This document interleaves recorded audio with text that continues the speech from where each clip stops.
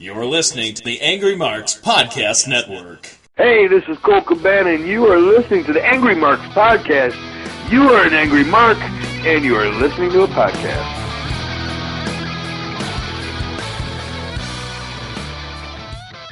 Number 5, who has the better neck brace? Joel Gertner or Bobby the Brain Heenan? Define better. Okay. Nope. You just answer however you feel like answering it. No prompting for me, Joel. Draw. I think he's tapping out, Zane. I think that's a fair answer. You do? Yeah. I don't know. I think he's he's not laying it on the line here for us, man. There are draws in pro wrestling. I don't think it needs to be binary. Not anymore, there aren't, Joel. There hasn't been a draw in pro wrestling in 20 years. I don't know. Heenan had the first neck brace. Be that as it may. I think, you know what? If Bill Clinton can say that something depends on what the meaning of the word is, then I can elucidate that this is not a case of yes, no, or maybe, where maybe would be a tap out. This is simply a case of win, lose, or draw. So I'm going to go with draw. He's using his Cornell education against us. Number 6, Paul Dangerously / Heyman, genius or con man? Genius, right? I mean... Or genius con man. Who's not a...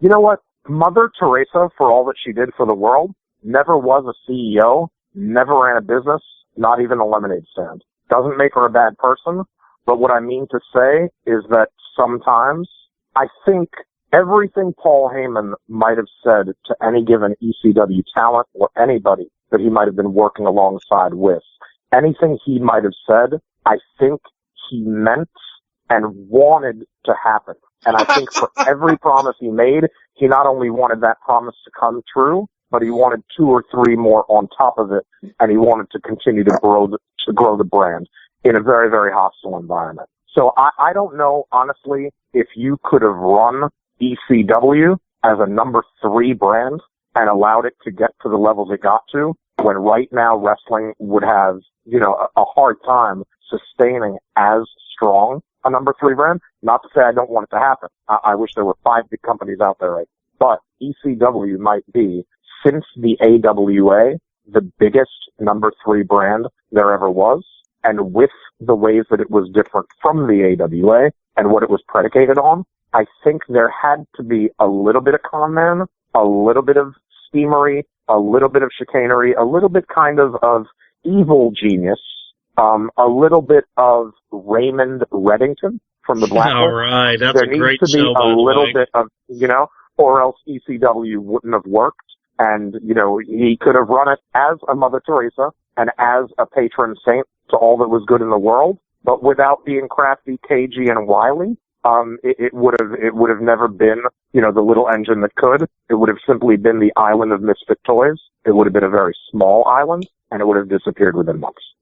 Number 7, Joel, the greatest tag team of all time. Your Dudley Boys, the Road Warriors, or someone else? The Dudley Boys are world tag team champions more times than any other team. And I think to the generation of fans that are actively watching today, I think based on the demographics of the average wrestling fan, for them right now, the Dudleys are the best team ever.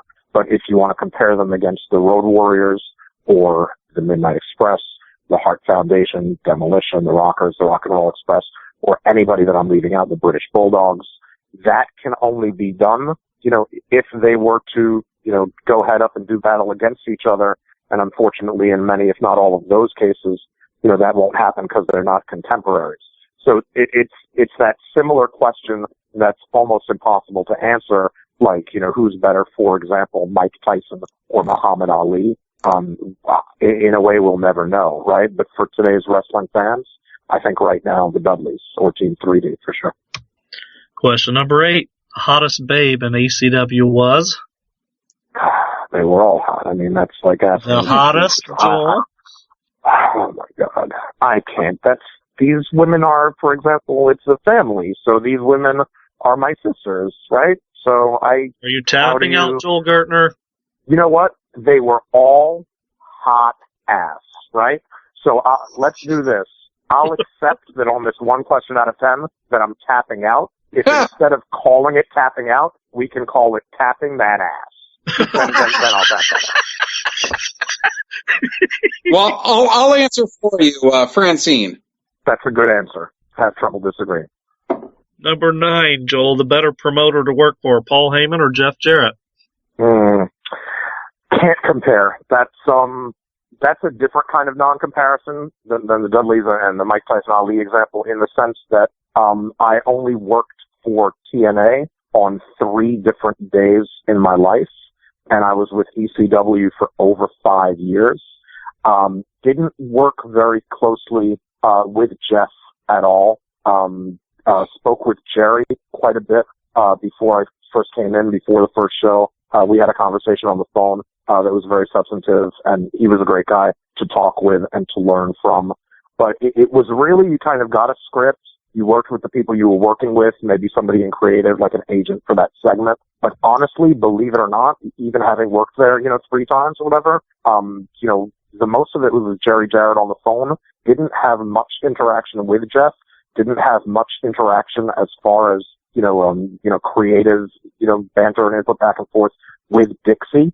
So it would be very hard to compare the two. If I had to, obviously, I'd go with Paul Heyman. But, I have no idea, really. I don't have a good frame of reference as to what Jeff Jarrett is capable of as a promoter or what his potential might be. And for that reason, it's going to be very interesting to see what Global Force has coming up.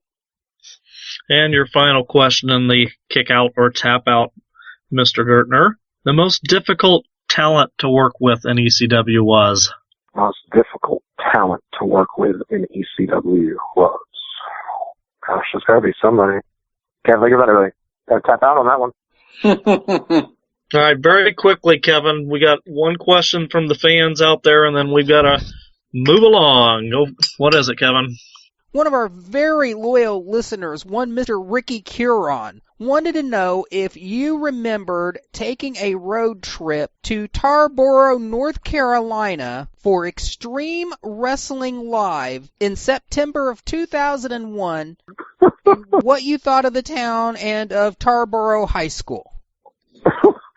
I was going to cut you off because the name Ricky Curon sounds familiar to me, because you can go to my Facebook page, and in the last 24 to 48 hours, he actually, I don't know if it's on my main page or if it's on the MXW page or my fan page, but he put a status up on my wall, and I've seen him on my page before, and he actually asked me if I remembered working for Pro Wrestling Live or what it was called in Tarboro. And yeah, that was an interesting show because that was my first time on an airplane after 9/11. That was a show that was 11 days after 9/11.